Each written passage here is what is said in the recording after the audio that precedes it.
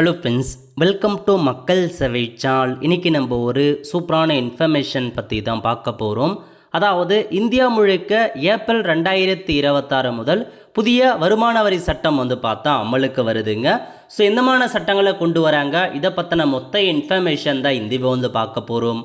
இந்த video skip பண்ணாமல் ஃபுல்லாக பாருங்கள். அது மட்டும் அல்ல, இந்த வீடியோ நிறைய பேருக்கு ஷேர் பண்ணுங்க. ஓகே, அதாவது உங்களுக்கு ஏப்ரல் 2026 முதல் புதிய வருமான விதிகள் அமலுக்கு கொண்டு வராங்க. கிட்டத்தட்ட 10 வகையான அப்டேட்டை கொண்டு வந்திருக்காங்க. ஸோ ஒன் பை ஒன்னாக பார்க்கலாங்க. முதல்ல நிறையா இன்கம் டேக்ஸ் ஃபார்மை கொண்டு வராங்க. நிறையா பழைய ஃபார்ம் வந்துச்சு, அது எல்லாமே புதிய ஃபார்மை இப்போதைக்கு மாற்றி அமைச்சிருக்காங்க. ஸோ டிக்ளரேஷன் டு அவை டிடிஎஸ் டிக்ளரேஷன் ஃபார்மை மாற்றிருக்காங்க. டிடிஎஸ் சர்டிஃபிகேட் ஃபார் சேலரி, இந்த மாதிரி நிறையா ஃபார்மை பார்த்தா மாற்றி இப்போ புதிய ஃபார்ம் எல்லாமே ஏப்ரல் 1 முதல் ஆட்டோமேட்டிக்காக நடைமுறைக்கு வருதுங்க. அதேமாரி பேன் கார்டு அப்ளை பண்ணுறீங்க அப்படின்னா அதுலேயும் நிறையா புதிய வகையான ஃபார்மை ஏப்ரல் 1 முதல் அமலுக்கு கொண்டு வராங்க. இந்த எல்லா ஃபார்மே ஏப்ரல் 1 முதல் உங்களுக்கு புதிய வகையிலான ஃபார்மாக வரப்போகுதுங்க. ஆன்லைன்லேயும் நிறையா மாற்றம் வரப்போகுது அப்படின்னு சொல்லியிருக்காங்க. ஸோ இப்போ நம்ம பார்க்கலாம். ஓகே, அதாவது 1961ஆம் ஆண்டில் பழைய வருமான வரி சட்டத்துக்கு பதிலாக அனைத்தையும் எளிமையாக்கும் நோக்கில் இந்த புதிய சட்டம் கொண்டு வரப்பட்டுள்ளது.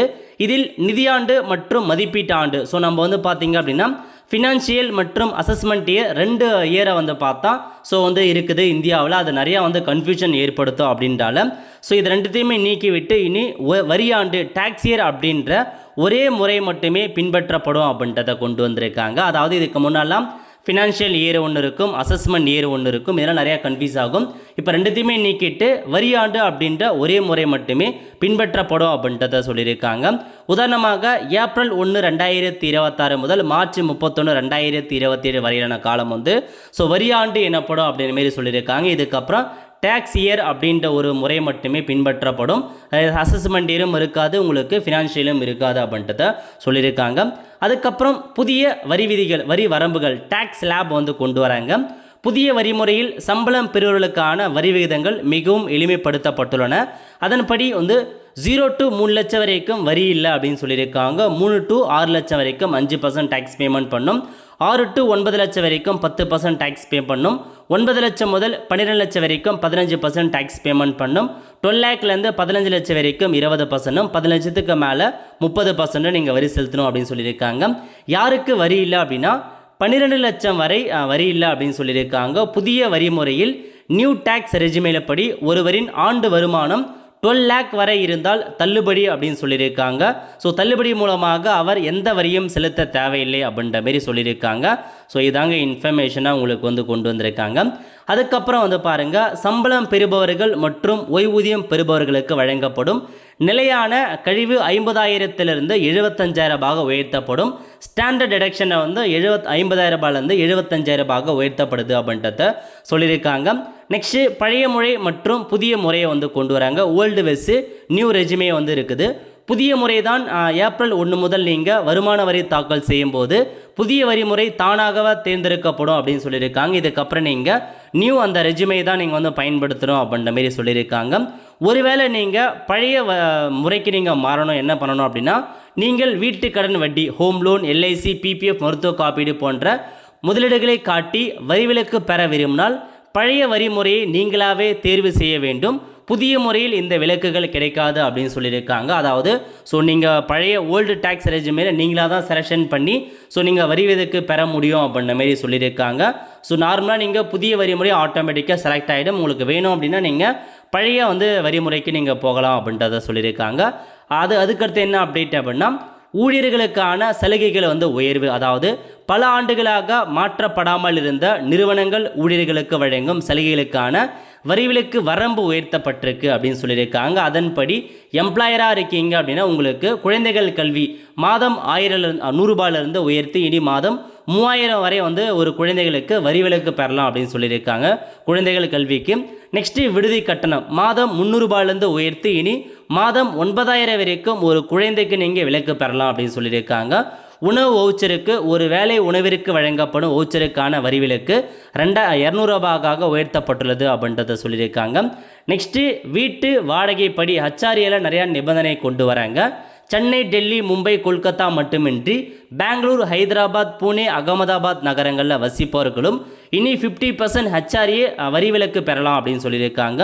முக்கிய நிபந்தனை என்ன அப்படின்னா, பெற்றோர் அல்லது கணவன் மனைவிக்கு வாடகை கொடுத்து ஹெச்ஆர்ஏ விலக்கு கூறினால் படிவம் 124 அதாவது ஃபார்ம் 124 மூலம் உறவுமுறையை தெளிவாக குறிப்பிடுவது கட்டாயமாக்கப்பட்டிருக்கு அப்படின்னு சொல்லியிருக்காங்க. ஸோ உங்களுடைய பேரண்ட்ஸ் அல்லது வந்து பார்த்தீங்கன்னா உங்கள் ஸ்போஸ் யாராச்சும் வந்து இந்த மாதிரி பண்ணுறாங்க, வரி விலக்கு பண்ணுறாங்க வாடகை வீட்டில் இருந்து அப்படின்னா அவங்களுக்கு இது நீங்கள் 124 ஃபார்ம் வந்து காட்டணும் அப்படின்னு சொல்லியிருக்காங்க. நெக்ஸ்ட்டு பான் கார்டில் ஒரு சில விதிமுறைகள் அமலுக்கு வருது. ஆண்டுக்கு 10 லட்சத்துக்கு மேல் வங்கியில் பணம் டெபாசிட் செய்தாலோ அல்லது எடுத்தாலோ பேன் கார்டு அவசியம் அப்படின்னு சொல்லியிருக்காங்க.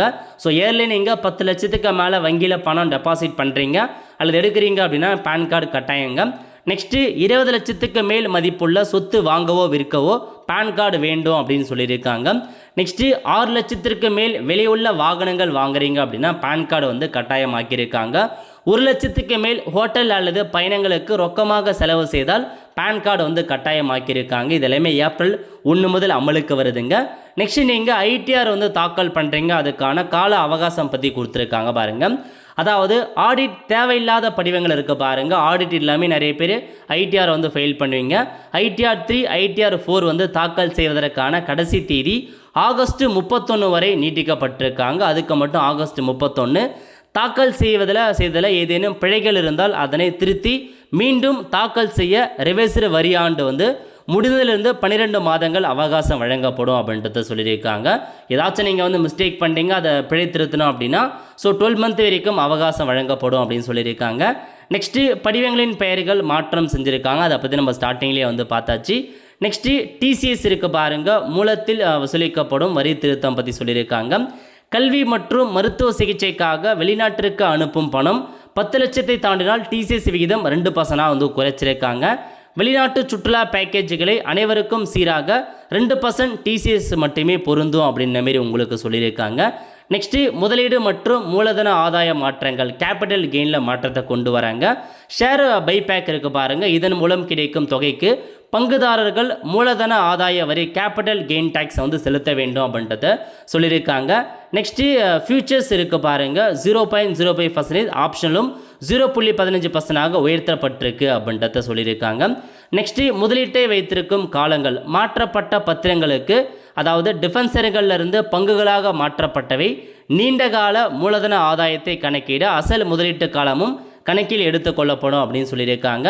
நெக்ஸ்ட்டு என்ஆர்ஐ கிட்டேருந்து நீங்கள் சொத்து வாங்குறீங்க அப்படின்னா உங்களுக்கு ஒரு அப்டேட்.